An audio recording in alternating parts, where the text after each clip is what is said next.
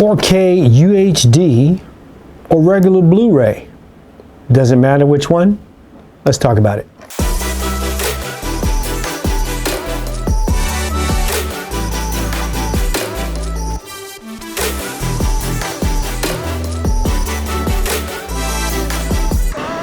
Hello again, everybody. Welcome back to Rusty Brown Photography. I am Rusty. So glad you guys are here.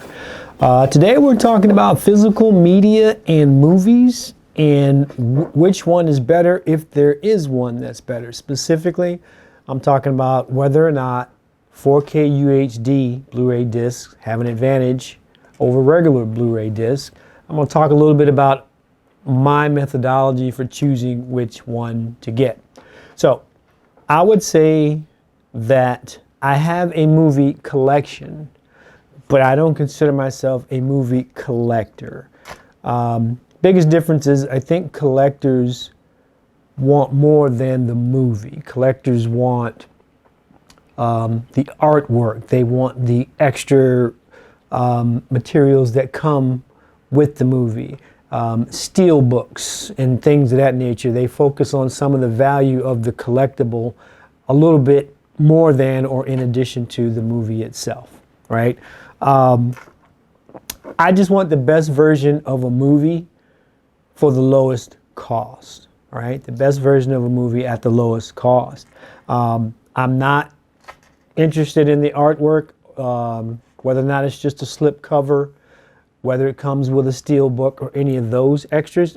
I do like the extras that come within the film. Director's cut, this is how we made it, behind the scenes things, yes. But I don't focus on the extra physical things that come with the movie when you buy it. So for me, it's really just a matter of getting the best version of a movie for the lowest possible cost. There are several factors that will determine whether I get 4K UHD or regular Blu-ray. But of those, the most important factor for me is the audio protocol. So, and I'll put a card up here at the top, but I recently did an upgrade to the screening room. And what I did was I added more speakers. I added a second subwoofer. I added a 4K projector, a 4K compliant receiver, and a 4K UHD Blu-ray player, right? Of those components, the most important ones to me are the 4K UHD Blu-ray player and the 4K compliant receiver, because of all the different factors that determine whether I get a 4K, which is this stack, or a Blu-ray, which is this stack. It's the audio protocol, meaning now I have the gear, that can determine the difference in audio protocols. Meaning, if I get a disc that has Dolby Atmos or DTS:X, the receiver can decode it, and the Blu-ray player, the 4K Blu-ray player, can decode it as well. So now the way that I've redone the speaker system, the way that I've got rid of the biamp, the way that I've redistributed that audio, it sounds a whole lot better. So for me, of all the different factors between 4K and Blu-ray, getting a really good audio track is the number one thing. And for me, that now means I am seeking DTS:X or Dolby Atmos. When it comes to considerations for 4K purchasing, there are three main ones that I would consider. One is the actual type of transfer, right? The type of 4K transfer. You can have a movie that they took the original film, like say a 35 millimeter film or whatever, and they did a full 4K transfer over to 4K. Or in some cases, you can have a film that was just upscaled from a previous version to 4K. If you haven't seen a video, I'm going to put one in the show notes below. There was a really good video by Kevis Films, that's Kevis, Films and Home Theater. And what he talked about was the best way to determine how a 4K film got to be a 4K film, or how these films got to be put on 4K disc, I should say. So you go to Blu-ray.com, that's BLU-RAY, Blu-ray.com, and you can see whether it was a native 4K transfer or an upscaled transfer. And I had no idea that they were different because the packaging looks the same. I'll show you, I'll give you an example right here. Right, so here I've got Collateral in 4K Ultra HD, and here I've got The Abyss, the exact same thing. Packaging looks the same. They both say 4K Ultra HD. They both come with a Blu-ray version, and they both come with a digital version. I'm sorry. So the packaging is really the same. Well, until I followed the advice from that video, I assumed that the transfer to 4K was the same. I assumed wrong. Collateral was not a native transfer.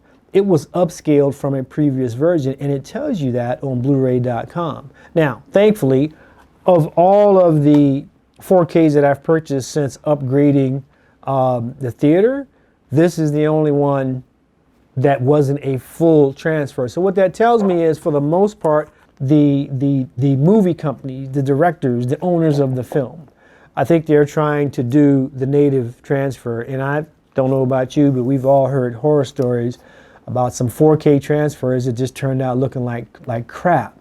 True Lies comes to mind. And it's interesting how you can have one film's transfer look like garbage, but another one from the same director or the same movie company looks really good. So for me, the first factor is what type of transfer it was. The second factor is availability. I believe that there are more titles available on Blu-ray than there are on 4K. And again now, just having a collection or being someone who just wants to watch the film, I'm not that big on waiting for something to come out on 4K. Having said that, I do believe in 2025 there are more titles available on 4K than there were, say, 2-3 years ago. So availability is the second criteria. The last criteria is price. For the most part, your Blu-ray discs are going to cost significantly less than some of these 4Ks, and some of the 4Ks are really at the top of the price scale. They ask a lot for them in some cases because they are special. They have different things in with them, like we talked about. There may be a steelbook, or it may be a limited edition or something to that effect. But the price is important, and for someone who just wants the best version of the film to watch, I've seen some things in the 4K realm that I'm not prepared to pay for. What I'm going to do now is show you some of the 4K purchases that I've made since upgrading the screening room, which is this stack right here. I'm going to start off with the ones that I've actually watched since doing the upgrade to the screening room. The Abyss, Star Trek Generations, which is a movie from, I believe, 1994. This one I'm actually watching right now, and this is called the Star Trek Trilogy. I think it's called the Kelvin Timeline. Now, in some cases, I had the films before, and even in Blu-ray. These are the 3 versions of the movie that I just showed you. The very first one, Star Trek, is on DVD. I never did upgrade that one, so that's one reason. The second one, Into Darkness, even though on Blu-ray, it's not Dolby Atmos. The third and final one from 2016, they did a great job with this one, Star Trek Beyond. This one actually is in Dolby Atmos. So there are times when I'll get a movie, or movies, like the entire series, so that I can get them all caught up at the same time. Aliens, Predator, War Games. This one, The Terminator, The Great Escape, the original, Speed, Saving Private Ryan, Glory, The Godfather Part 2, Forrest Gump, Independence Day, A Few Good Men, Interstellar, Jaws, The Martian. Now this is one that I did have on Blu-ray, but it was 2016, so that was, kind of predates Dolby Atmos, and this version has the extended cut, which I've never seen. The Equalizer, all 3. I did have a couple of them in various formats, now having that in 4K UHD. Malcolm X, 4K UHD, brilliant film. I did not have this on Blu-ray. I don't even think I had it on DVD. I had the first version, which was actually on VHS. The entire Jack Ryan series, all 5 movies. The last one I have is Demolition Man. At the same time, I have purchased some Blu-rays, and I want to give you a good example of something. Mission Impossible Fallout, circa 2018, I believe. From 2018, this one actually has Dolby Atmos. So if you go back to what I was saying before, we're talking about a Blu-ray, which I think has great quality in Dolby Atmos. So because the Mission Impossible franchise had already started doing Dolby Atmos, when the most recent one, 2023's version, Dead Reckoning, I think it was released in 24, but it was filmed in 23. I did not get the 4K of this, didn't have to. I bought the Blu-ray because it too has Dolby Atmos, so the audio is really good. And for regular movies, Alien Romulus, for one, is the most recent in the Alien franchise. Dolby Atmos. Blu-ray is just fine. Elevation with Anthony Mackie, haven't watched it yet, something that I wanted to get, so I recently purchased that too. Again, Blu-ray, Dolby Atmos, I'm good with that. The Incredibles, and I got a story about The Incredibles. I'm gonna get to it just a second, but this one is Incredibles 1 and 2, Blu-ray of Back to the Future, the trilogy, all 3. This one is a 25th anniversary Blu-ray set. It is not in Dolby Atmos, it's just a good Blu-ray set. Star Trek, The Next Generation, this is the entire series on Blu-ray. I did not have that. This is a stack of DVDs that are next to be upgraded to something.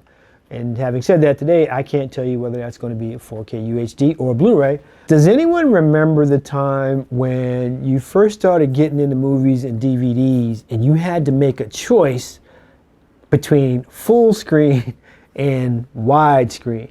Well, at that time when DVDs first started becoming available, my first big screen television was a box. It was square. I think it was even rear projection. I don't recall. But when I would go to purchase the movies and had to make a decision between full screen and widescreen, when I first started collecting, I was choosing full screen, which is why I was talking about The Incredibles. Look carefully at what it says at the top on that gold bar. I don't know if you'll be able to see it because of the light, but that gold bar right here says full screen. So my first iteration of The Incredibles was full screen, and at that time I was going full screen because I didn't like the black bars that you would get otherwise. So if you got a widescreen but you had a square television or a square big screen like me, you had these black bars at the top and the bottom. When I bought full screen for that type of television, it filled the screen. That's what I wanted. Sometime later, you really get to find out that most screens now are all going to be a 16:9 aspect ratio. Full screen doesn't work, which is why when I got the combo pack of The Incredibles, I now have it in Blu-ray, which is in a standard widescreen. But when we talk about these, some of my favorites, Along Came Polly, my version, full screen. No Way Out, which was a brilliant movie, and this one featured, Gene Hackman. We recently lost Gene and his wife. Condolences to their family. This version also full screen. So when I tell you that I'm upgrading these DVDs, it's not because they're all full screen. It's because I've never upgraded them and it's time to do so. Randomly, there's a bunch here, Titanic, Pulp Fiction, DVD, never even got the Blu-ray. So everything that you see in this stack here will be upgraded over a period of time to at least Blu-ray and possibly even 4K. So closing out, the summary is pretty simple, at least for me. Understand your why. Why do you buy movies of any type in the first place? Why do you buy these? Why do you continue to buy? And for me, like I said at the top, it goes back to just having the best version of the film for me that I want to watch. And if you understand your why, then you can get the movies that are important to you and your family, movies that you like. There are going to be times, if you watch enough of the content surrounding physical media, where there are some really good collectors out there, but they're focused on the collection, and they'll say things like 10 must-have 4K movies or whatever. I'm saying you don't have to go get those 10 movies if it's not a film you would have watched in the first place.